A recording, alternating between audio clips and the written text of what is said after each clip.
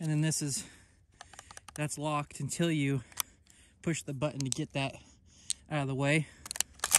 And then you can load your shells in there.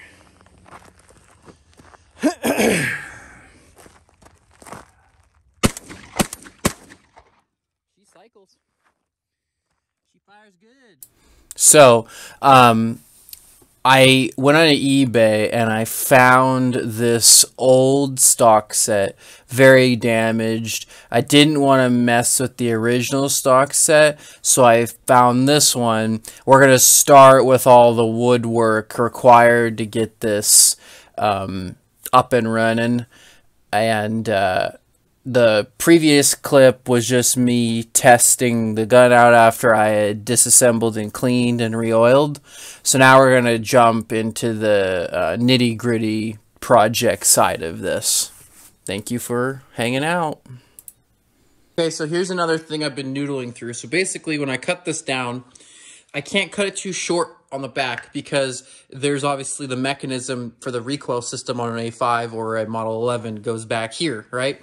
So I have decided I shoved this big screwdriver in here, and we're going to mark it. So I marked the screwdriver with a Sharpie, and basically what I'm going to do, so I have that much room, and I'll measure it with a measuring tape, that much room that cannot be cut off back here. So I'll mark it on here, and I'm going to cut it down, and I think I'm going to cut it down now instead of later, because if I cut it down now, that means that this crack right here will actually, the whole piece of wood will just split apart, right? Because it's only being held together by the wood back here, but I'm not keeping the wood back here on this stock, right? So if I try to glue it now and then cut it, there's not going to be any glue all the way in this giant fracture in the stock, right? So I'm thinking it's better to have it actually be two pieces that I can clamp back together than having to, you know, try to squish glue in there with something like an old needle or a syringe, or just shove it in there with, like, try to shove it in there with my finger. I just don't think it's going to work. So I think I'm going to measure that screwdriver mark, and I'm going to see how far back I can cut, and I'm going to cut it, get this piece to fall apart, and then glue it back together with Tite Bond and pins. And obviously I have a big pin going through here, but I'll probably put a few more pins in it from top or bottom, because these will fit. So all I have to do is drill a hole in here on an angle, or try to get it as straight in here as possible or whatever, and just put a couple pins in here with wood glue and it being clamped together. So that's what I'm going to do. Oh, fine.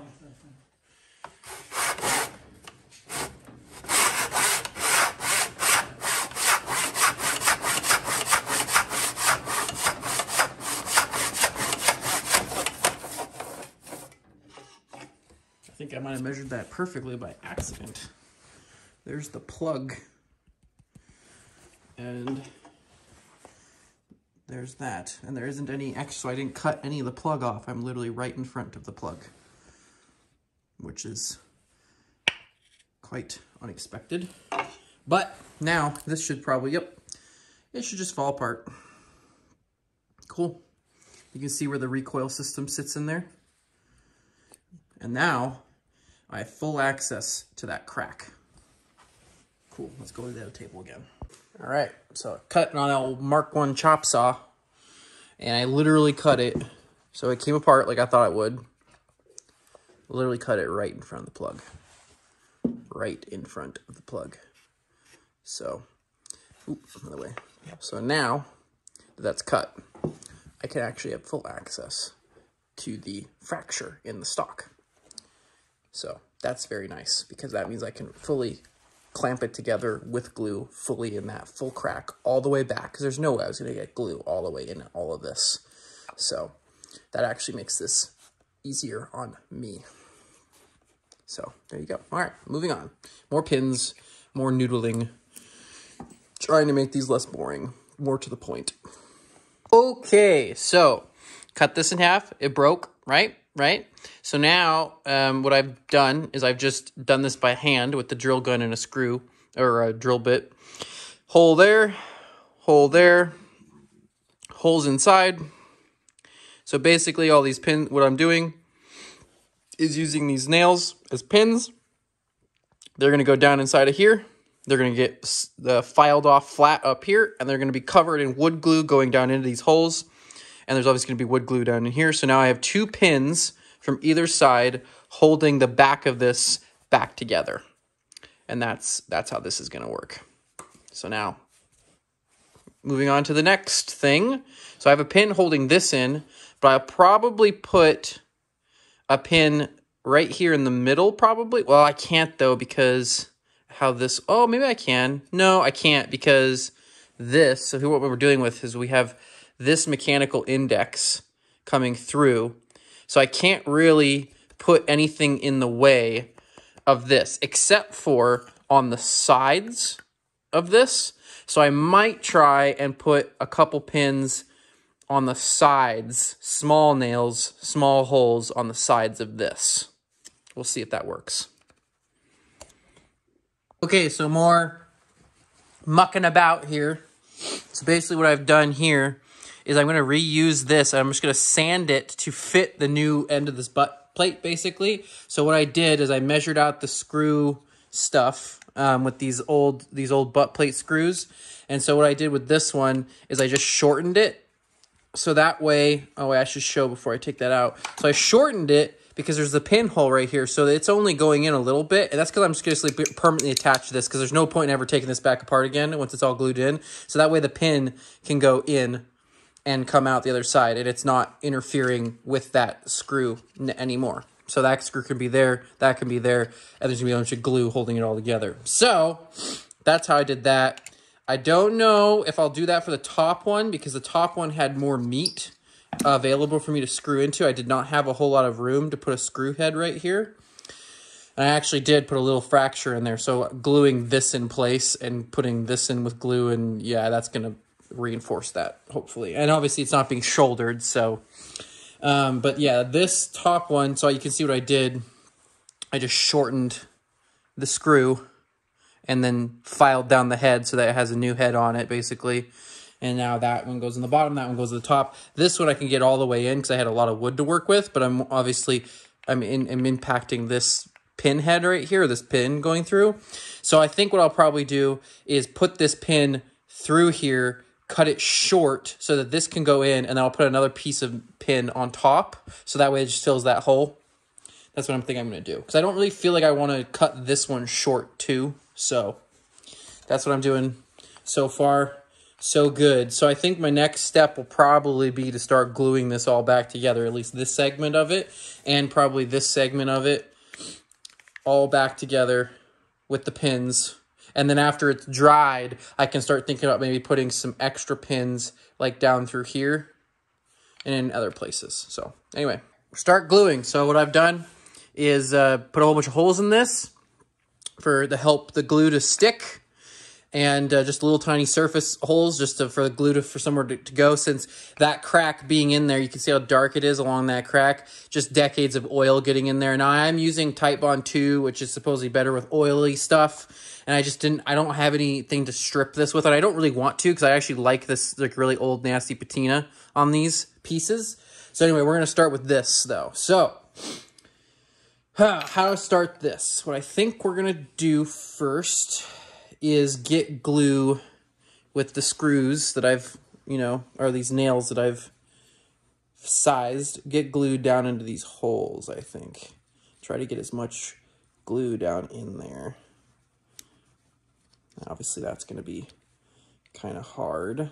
I might have to use that syringe I have and like shove glue down in there.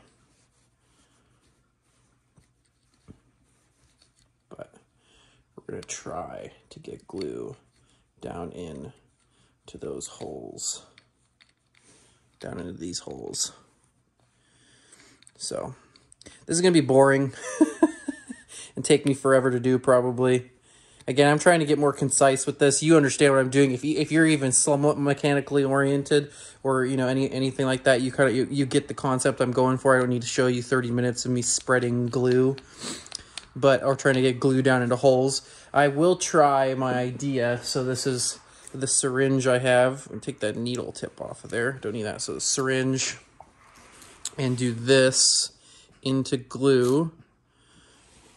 Oh, that actually worked. Let's see if I can shove it down into these holes, force it down into these holes.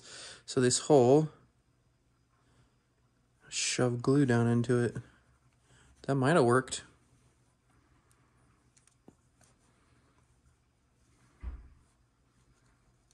That might have worked a little bit. Do it again on the other side, leave the glue there. See if I can get some more glue into this syringe. And then put it over that hole and inject it. Have some overfill. So just wipe that off. Put it over here. Obviously, I'll coat the nails in Titebond as well. Spread this Titebond out over here. I have a wet cloth over here. Since Titebond's water-based, it comes off real easy with water. And then obviously I have to keep glue out of this channel, which I'll probably glue it all together and then stick a drill bit down here and just kind of like, just kind of clean out. Not drill, just kind of use the drill bit to clean out anything that's in the way. So that's what I'm going to do. So I'll get back to you when this is together. Okay, so I have it all cinched together and I think somewhat where I want it. Obviously, there's extra glue on the outside of this. I might have to do some light sanding on it. I don't really want to because I kind of want to save all this nasty old patina, but we'll see what I can get away with. But basically, what I'm doing now is I basically permanently attached. It's not coming off ever again. And what I did is I shortened it. And obviously, I tried to use the original holes, and then it was glued here. You can see where this crack where it was glued at one point with like a resin or something. So I figured, I'll just make sure it never comes off again. So now I'm going to sand it down so that it actually fits on the other side. I have pin there, pin there. So there's 2 pins coming up from either side. There's 2 screws coming from the other side. And this plate is now basically being used as a reinforcing plate to keep these 2 sides together, since there's a screw that's been glued in here and a screw that's been glued in here. So it's basically what's going on.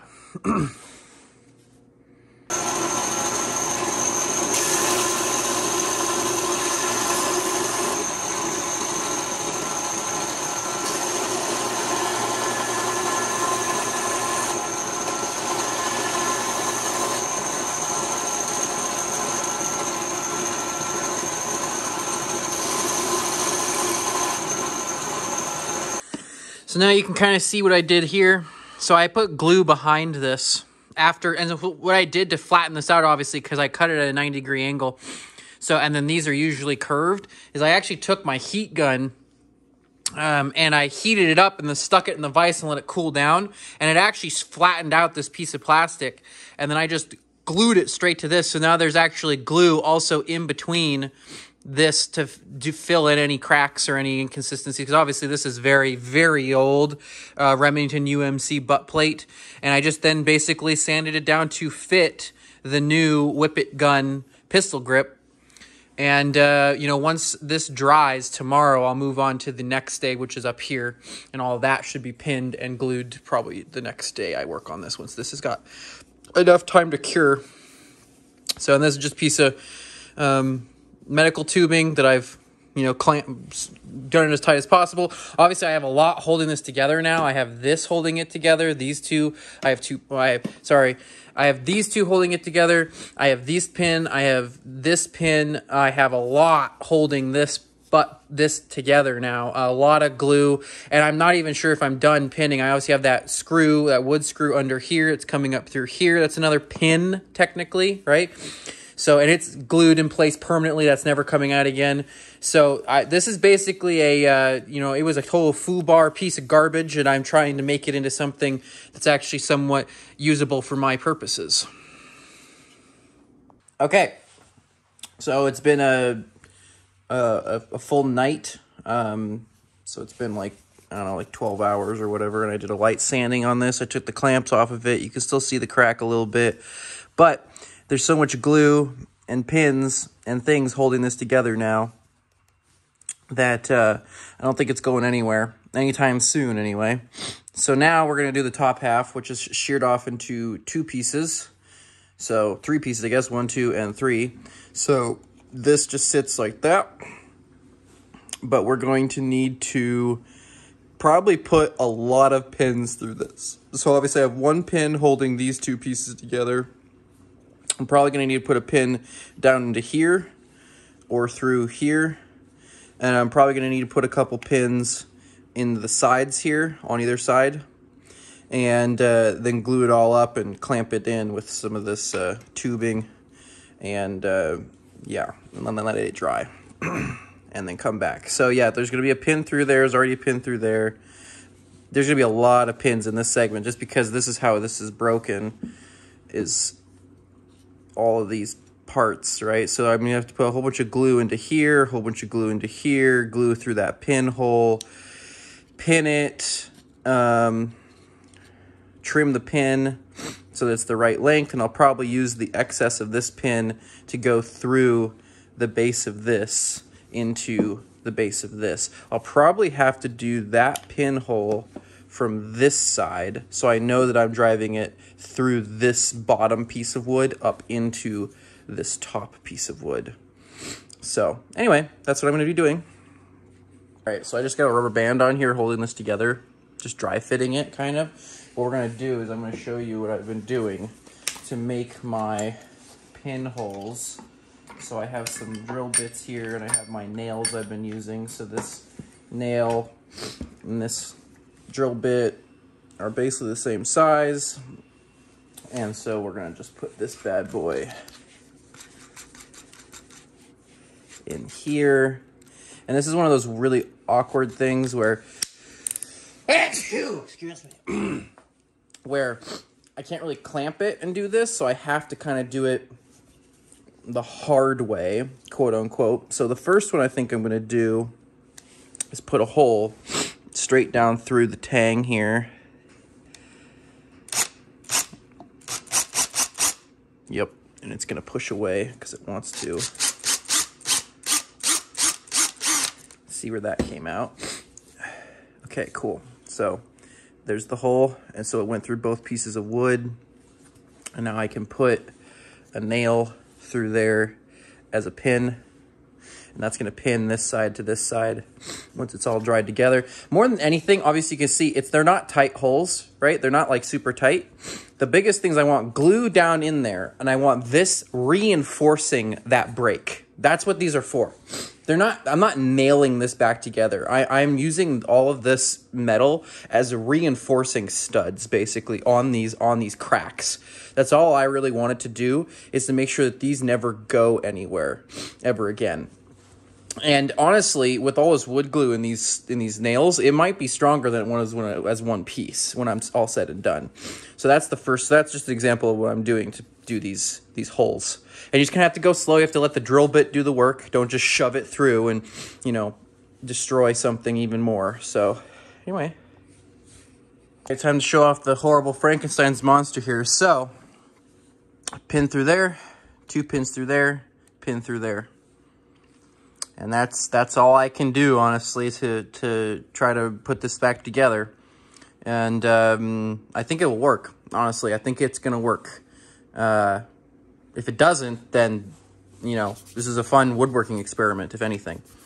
But so these holes on the side here, those are pretty hard to do. And you can see I got a little bit of blowout in the end there. And yeah, so basically to do that, it's kind of counterintuitive. So you have to kind of start the drill on a 90 degree and then walk the drill bit up and start poking down once you have a place for it to actually grab. Otherwise, you're just going to fall off the side of this constantly. So I'm going to try to use the nail to fill a lot of that in and then have obviously wood glue around it, and wood glue becomes very, very tough stuff. So we're going to see how it looks once it's all not ugly and looks like I'm trying to nail it back together. All right, so I have all my pins sized. I cut them all down to size so I can trim them once it's all glued back together. You can see even without glue, these hold them in there. Oh, that's like the little tiny pin that falls out. It goes right here. Go back in there. Yeah, so that one you're never going to see, so I made it short so it just kind of fits over the gap. but that way I don't have to get in there too much and trim it with a Dremel. So anyway, let's glue it up. Film this just because I can, but this is gonna be messy, messy, messy, messy. I got a damp cloth over here to help me kind of deal with the mess of this, but this is just gonna be a mess to get this together. With all this glue. Yep. Absolute mess. So I'm using a thinner screw. I really wish I had something long and skinny and pokey. I might, if I poked around somewhere in here, I might have like a piece of wire or something. But trying to get glue down into these holes. And I'm almost out of glue in this bottle, so I just had to cut it open. But basically, I'm just getting messy here. Taking this smaller finishing nail and just kind of coating it in glue. So that way I can like shove it down into these holes, and it's undersized by quite a bit. So I can actually get glue down in here. And that way those pins actually have some glue around them. Not just hopes and dreams. So, gotta go in on both sides and kind of impregnate these holes with glue. And yes, I did use that word just to make you cringe. Okay, now there's this hole right here too with a pin. Gonna get some glue down in there. Okay. Get some glue down into here.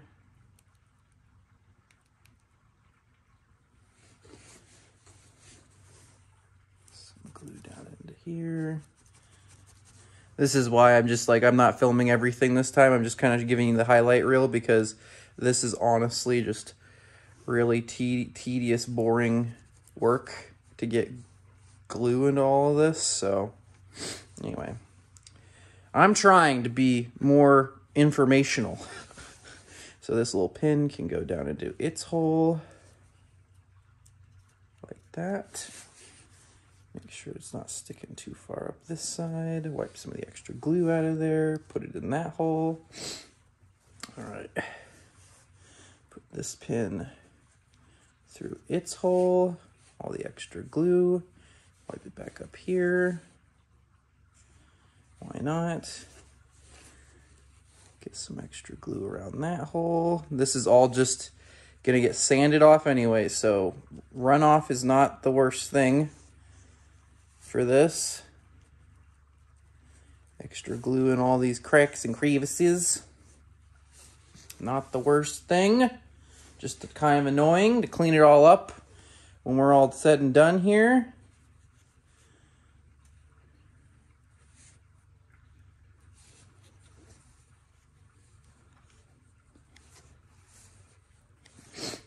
Oh, man. All right, you kind of get the gist of it. All right, here's the horrible Frankenstein's monster all glued up and pinned. So we'll let it dry, and I'll come in and clean up after myself. Well, on to the next thing, the handguard. So on this, we have a fracture here, a fracture here, a fracture going all the way down here. That chipped out right here. And both my studs, I have one that's still intact. Needs to be glued back in, and I'm gonna have to make one out of a big nail. So I might even just use the head of that. Yeah, I might just use, I'm gonna just cut it off right there, stick it in there, glue it back in. So this, I don't know if it's gonna be as intense as the stock, since it's not broken to a bajillion parts. I just need to reinforce all of the cracks with some glue. And yeah, call it good. Okay, so this I can only do so much for. So I just put a bunch of glue into this crack with my fingers, just rubbed it in. I glued that little piece that popped off in there. I put a whole bunch of glue on the inside of this, like just rubbed it in there. So hopefully it has enough strength now. I remade a pin with a piece of nail. I glued both the nubs back in. I just did the same thing up here with this crack. I just put some glue on either side. And that's basically all I can really do for this, and you kind of hope it survives. I mean, once it's on the gun and back in, the glue is definitely going to reinforce all the broken stuff, so we'll just, yeah, hope it does its job well enough, you know? Otherwise, I have another handguard that I can throw on there with the new stock, so we'll figure it out. Okay, so quick update. Frankenstein's monster is now out of its clamps, and I'm just basically taking down all of my pin heads, and then I will sit here and sand all of the excess glue off, and I'll get back to you once I'm done. It's just really boring work, so I don't really need to go into too much detail. You understand what I'm doing. I'll probably use hand files for this, and then sandpaper for the glue residue, and then yeah, I'll get back to you. All right, so I tried to do minimal sanding. I still had to do some sanding on this, so there's all my pins holding this together. So that's obviously a pin as well. But there you go. One reconditioned stock made specifically for a Whippet gun. And there's the extra pin. I trimmed it down. I tried to do some minimal sanding on the outside of this in some places where the cracks were. And there's a whole bunch of extra glue on the interior of this. They're going to keep that there so it holds it together. So as I was worried, this wood's really old and oily, so there's probably some issues. This pin started to work itself out because the glue had nowhere to go because the hole was so full of oil. So I don't know if it'll stay in there, but it's just meant to retain this on the gun better, so we'll see if it stays. I don't know. It might fall out. But anyway, there you go. One fully reconditioned and rebuilt, purpose-made Whippet stock. All right, let's make a Whippet gun. It's 28 each barrel, 28 1/4. So I'm going to cut it down 10 inches and make it 18 1/4. And we're doing the super sketch with a cutoff wheel and a chop saw, which is definitely not how this is. But I don't really know how to make it straight cut otherwise, because doing a hacksaw is super not straight. So we're just going to take it slow instead.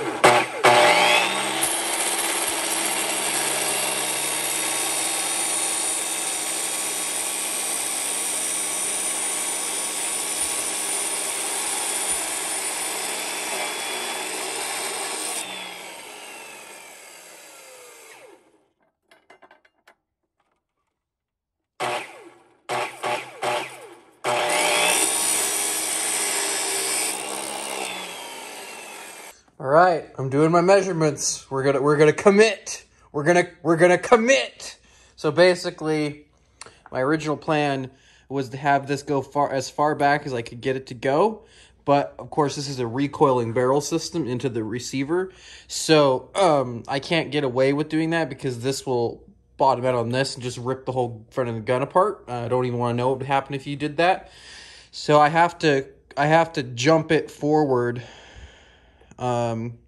quite a few inches, actually. We're actually adding more length back onto the gun while also shortening the barrel.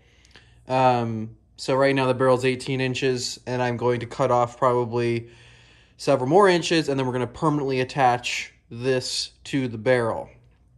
And we're going to see how well this works. So this was my original mark. That's too far back. It would interfere with the mag tube. This is the cut I have to make, and I'm just going to do that. So then how we're going to permanently attach the collar body to the barrel, right? Because originally these weren't permanently attached. They were just, the collar was soldered on, and then these could thread off. Well, I don't think I'm ever going to undo this gun ever, because this barrel is borked now. Like, it's cut down. It is what it is. So I'm going to just commit this barrel to being a Whippet gun barrel. And basically what this right here is a set screw hole. And you can see the little tiny divot right there, which is actually in the metal, which is a timing divot. And it times perfectly into this hole right here. You can kind of see it go through there, right there. So what I'm going to do is fill that hole and the threads with solder. And basically solder these two pieces together. But to make it even more permanent, so nobody questions my permanentness of this, is we're going to drill another hole with my drill press in the top.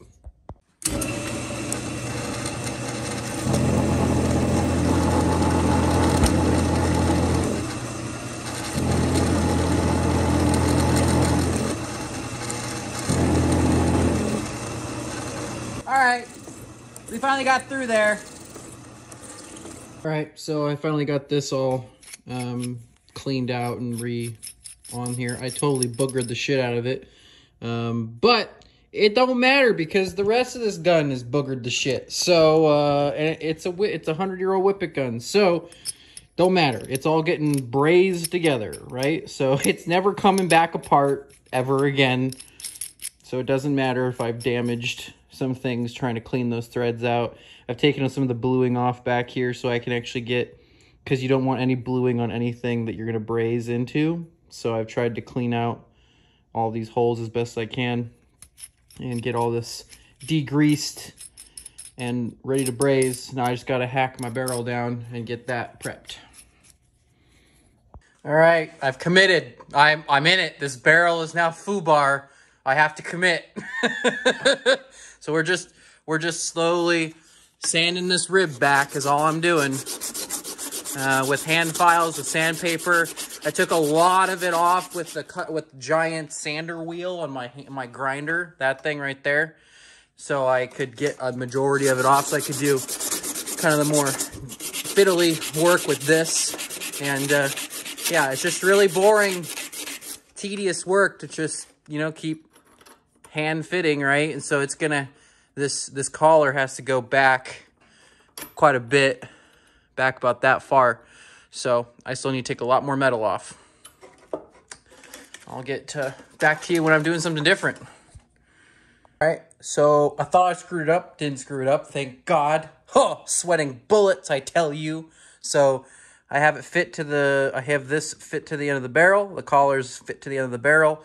The end of the barrel has been sanded. I think I need to make some little shims because there's some movement in this on the actual collar itself. So I have to go find some copper sheeting I have. And then if we push it back into the receiver, it recoils back in the receiver. It doesn't get anywhere near the handguard. So that's nice. So anyway, yes, now we have to do is make some shims and prep for soldering. Dear God, say a prayer for me. Don't screw up. Don't screw up. So expensive if I screw up. Stupid barrel cost me almost more than the whole gun if I have to replace the barrel. So,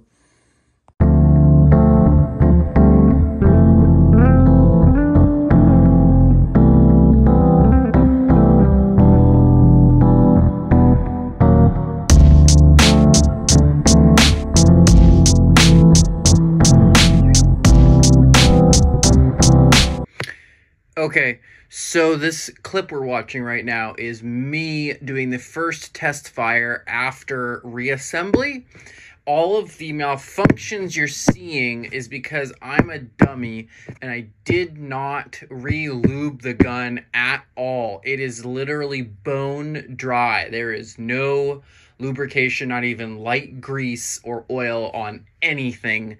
So the fact that it's even running as well as it is in this clip is pretty impressive. It had a lot of failures to feed and failures to extract and just, yeah, a lot of stuff like that. And that's because it literally had nothing on it. It was dry as bone. So I learned my lesson, and the next time I went out, it ran much better because I had put grease on the recoil system and I had put oil into the actual action on the bolt and all that type of stuff. Then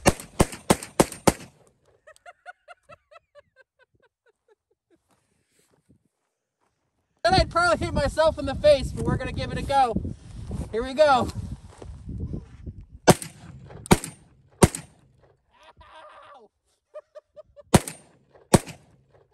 Got 4+1 in this, but anyway, she's holding together the monstrosity. She's holding together. Put some rounds through her. All right. Shooting trash. Shooting trash. Get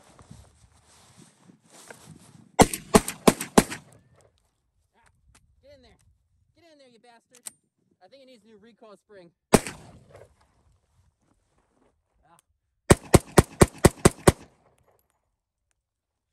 So I'm just on the floor in my room here, just kind of go over some of the things I forgot to go over. To kind of round out the video, even though it's 53 freaking minutes long. So, I've been just experimenting with like a shoulder strap to be able to put it over your shoulder underneath your armpit. So that's what this is, instead of a leather bootlace. The malfunctions I was dealing with is basically this lifter right here. If you watch this, it is, you can see how much, so it's actually binding on the bolt release thing. And if you smack it, it literally comes back up. So I think I just need to modify that interface right there a little bit, or polish it out, and I'll fix that. And then I ordered a new magazine tube spring, because this is the original spring and it's pretty soft and squishy. It had a stop in here, a limiter for a really long time, and it probably just wore the spring out from being compressed all the time. And then something I completely forgot to film was just the finishing work on this. So I just did a lot of hand filing, and obviously I re-blued this, and you know, it looks pretty nice. So anyway, definitely not perfect, definitely not professional work, but good enough for somebody who's literally never done this once in their entire life. So anyway, there she is, a Whippet gun. Okay, so I have it all ripped apart again. Woohoo! And I'm just screwing around with the shell stop, right, from the magazine, and the lifter, right? I believe that's what these two things are called. This is the lifter. This thing right here is a shell stop, right? Because it stops the shell right here. I think that's what those two things are called. I could be wrong again. I have to look at the diagram again for this gun. I'm definitely getting binding issues on this side of the lifter, right here, around here, on this. So I'm thinking I can just maybe bend this back a smidge and maybe polish this up a little bit and call it good. I don't know. Taking this thing apart and putting it back together is kind of laborious. A lot of little tiny set screws and lock screws and things that get lost that I could never find again if they ever fell on the floor. So it's just kind of annoying to take it apart. So we're gonna take this thing out of there, and maybe bend it a little bit back out of the action more towards the receiver, and see if that maybe fixes the problem just a smidge. So this is a Wolf Extra Power trim to fit 12 gauge shotgun recoil, 12 gauge shotgun magazine tube spring. So this is the original 100-year-old magazine tube spring. This is the Wolf Extra Power that I just trimmed. I gave myself some extra coils because obviously this has been squished down over 100 years of use. Who knows how much it's been squished down. It's very weak. So I gave myself a little extra room here on my trim, so that way if I put it all back together and it's too much, I can take a little bit more off. If it's good enough, then whatever, and then I have some extra spring out that direction for if I messed it up. I don't think I did, though, so we'll see. Anyway, that's what I'm doing. All right, so here we are. We're going to test this thing again. Hoping we figured out all the things that were kind of freaking out on it. So, new recoil spring, polished up some of the interior geometry, you know, just gonna have fun with it. Make sure I'm actually in frame here. Ooh, that's loud. I don't have Ear Pro on. Ow, that's way too loud to shoot this without Ear Pro. Holy shit. All right, let's do this now with freaking Ear Pro on. That hurt a lot. I'm gonna have ringing for the rest of the day. Ouch. Freaking ouch. All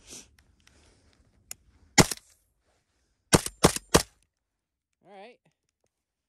That was 5 slugs. I'm shooting slugs. Perfectly extracted and threw those through there. Load 5 more. I was thinking of just doing like 15 or 20 rounds and then, you know, going from there. Gotta love the old suicide safety on this old gun. Oh boy. Okay, so that was 10 slugs. All right, we're back. So, put some buck in it now. Just threw that in the snow because I'm a dumbass. Dropping stuff in the snow. Gotta love it. Not. It's 12 degrees outside right now. Just wanted to let you know that. All right, buck. I don't even know if that was in frame. Hopefully it was. Okay, we'll do 5 more. We'll call it good for the day. We'll do 5 more slugs. I use the slugs because they recoil pretty damn hard. And if anything's gonna break or go wrong, or not work or malfunction, it's probably gonna be under 12 gauge slug recoil. So anyway, last 5 rounds of the day, and I'm gonna choke up on this bad boy. Okay, here we go. Oh boy. Oh. Okay. Just a wee malfunction. Okay, maybe we'll do some more. All right, 5 more. 5 more. All right. I don't really know what that malfunction was. It might have just been a failure to feed all the way. It kind of got stuck. I don't know if you guys saw it. We'll watch the video back, but the shell kind of got stuck in like the loading phase. But the gate, yeah, that was weird. I can't even recreate that malfunction because the lifter was up underneath the shell. Maybe I can try to recreate that malfunction. So that malfunction was kind of like this. I'm holding it open. It doesn't want to do it, but it was kind of like the shell got stuck. So I don't know if that's just the ammo I'm using. But yeah, the lifter was like that exactly. The shell was kind of, but it was just, you know, doing its thing. I don't know. It's a weird malfunction. I don't know. Anyway, it's cold. I'm going home.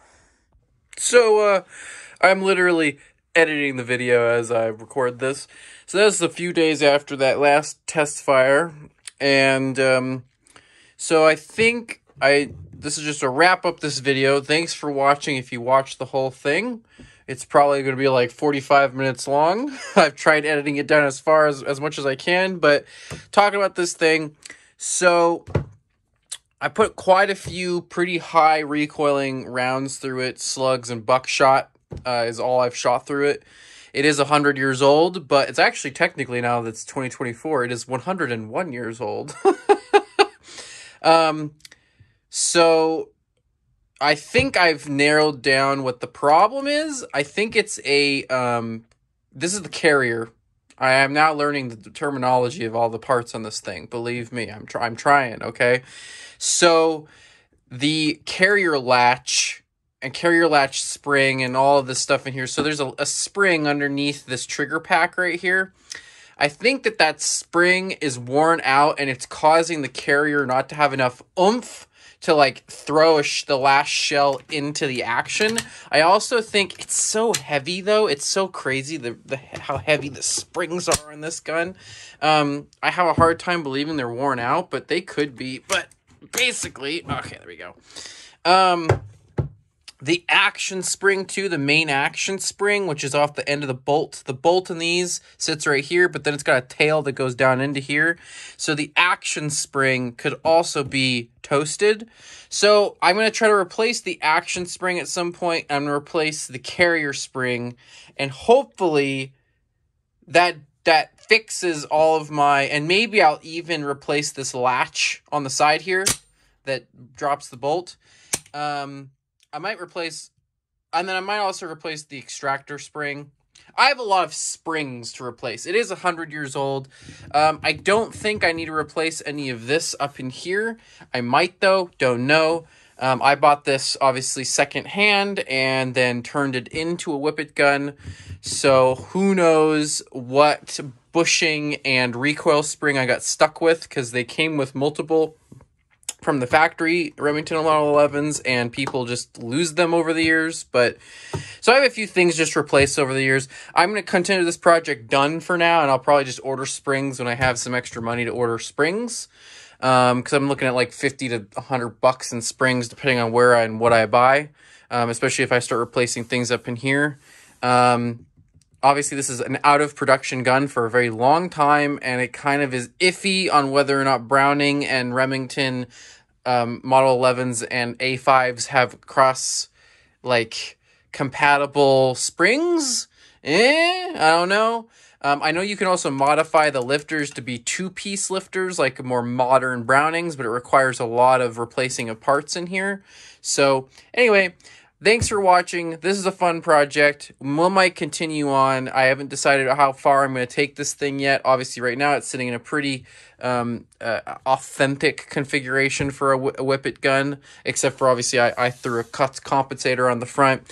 The only other things I've thought about doing maybe is putting on a mag tube extension, and then also there's companies that make rails for these guns. So these pin right here and this pin right here, and you can have a red dot rail on top, and I think that would be pretty hilarious to have a Whippet gun with a red dot. Just for shits and giggles. But thanks for watching. This is a fun project, and I'll see you whatever I'm doing next. I don't know. I have videos to edit.